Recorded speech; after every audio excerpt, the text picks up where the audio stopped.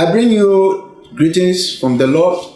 My name is Reverend Chris Barnati of the Presbyterian Church of Ghana.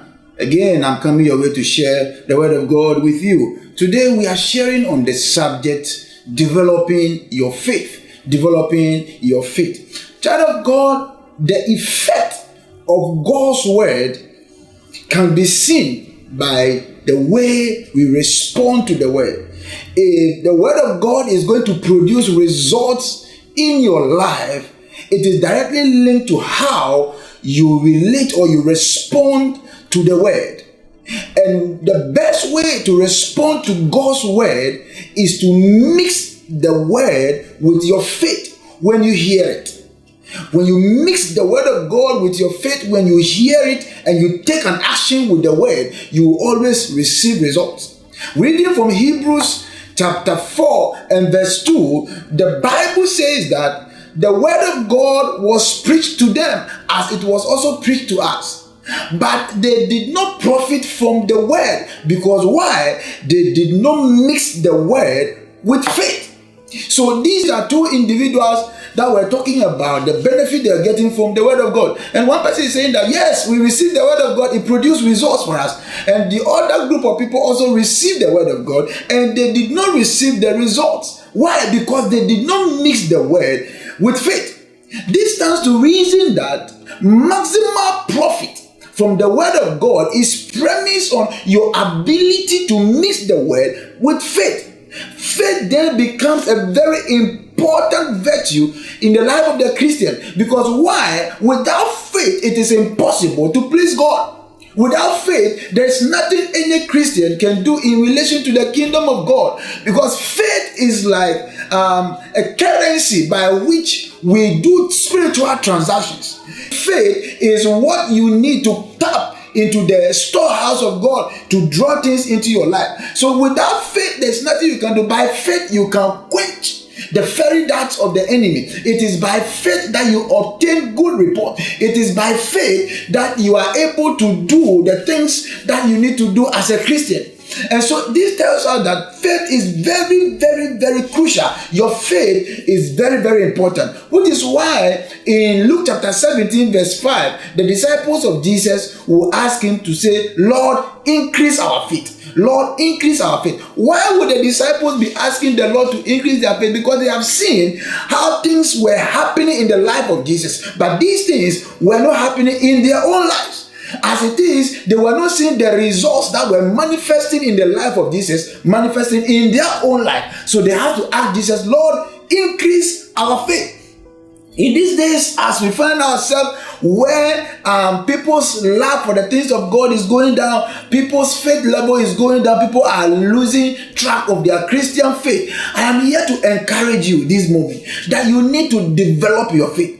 You need to work on your faith. You need to increase your faith. If there's any endeavor that you become busy about, there's anything you want to do with your life, I am here to encourage you that you really need to work on your faith. Your faith is so important that you need to work on it. So the question somebody will ask me, Pastor Chris, how do I increase my faith? How do I develop my faith? How do I grow my faith? I want to give you four strategies by which you can develop your faith, by which you can increase your faith, by which you can grow your faith, by which you can, strengthen your faith. I want to give you four of them. Number one, active hearing of the Word of God. An active hearing of the Word of God. Number two, praying in the Spirit. Praying in the Spirit. Number three, fasting and praying. And then number four, fellowshipping with other people of faith. Now let me try to explain each of these if time will permit us. Number one, the active hearing of the Word of God. In Romans chapter 10 verse 17, the Bible says that faith cometh by hearing, and by the hearing of the Word of God. That word in the second part of that particular phrase is from the Greek word rhema. Rhema here is the direct word that comes to you as when somebody is preaching, as when somebody is prophetically declaring the word of God. That direct word that comes to you to address your situation, that direct word that comes to you to speak to your spirit, that is the rhema word here. And that rhema word here comes to strengthen your faith, it comes to comfort you, it comes to empower your faith. And that is why, as you actively hear the word of God, certainly a word, just one word, will drop on your spirit, it will drop in your soul, and that is enough to connect you to it correctly. Coming to you as a rhema is enough to lift up your faith. And so it is important. I want to encourage you that in this time you need to get yourself busy listening to the word of God, actively listening to the word of God. As you study the word of God, as you listen to someone preach, as you hear somebody speak the word of God to you, it's a means of boosting your faith. It's a means of boosting your faith. The second one is praying in the spirit. Praying in the spirit. You read the Bible in Jude chapter 1 verse 20, and the Bible said, "But you, beloved, build up yourself on your most holy faith by praying in the spirit." So praying in the spirit is a spiritual faith building technology. I'll say it again. Praying in the spirit is a spiritual faith building technology. If there's any technology in the realm of the spirit by which a person can build their faith, it is praying in the spirit. Because the word building there is from the Greek word oikodomeo, which means to build up, like you are building a house. And so as you speak in tongues, as you pray in the spirit, you are able to build your faith. You are able to build your faith. It is important that this kind of prayer in the spirit is an intensified kind of prayer, that you'll be speaking heavenly language. It's not a language that is related to the human flesh, that is related to the human realm. Human comprehension cannot fathom when you begin to speak in the realm of the spirit, when you begin to pray in the realm of the spirit. And it is important, and that was some of the things that Jesus did when he finishes his work with his disciples in the daytime. He will go into the mountain areas and pray in the spirit in the night. So by the time he's coming down in the morning, he's already fortified, he's already strengthened to be able to do the day's work. The third one is fasting and prayer. Fasting and prayer. In Matthew chapter 17 from verse 14 to verse 21, you will see the disciples coming to Jesus with a case they were not able to handle, and Jesus handled the issue so easily. They asked him, "How did you do this?" He said, "This one goes only by fasting and prayer." Fasting and prayer is a very important aspect of the Christian faith, because when you fast, you put your body under control. You are able to, spend time studying the word of God and praying. When you fast, you are able to connect to the realm of the spirit and able to tap the things of God. Look, let me tell you something. There is a level of faith that comes to a person. There's a dimension of faith that comes to a person that cannot be gotten through books. It only comes through a lifestyle of prayer. A lifestyle of prayer. So you need to be someone who from time to time will learn how to set time aside, fast and pray. In order to build your faith, you have to build your faith in store for a day ahead of you. The last one is fellowshipping with people of faith.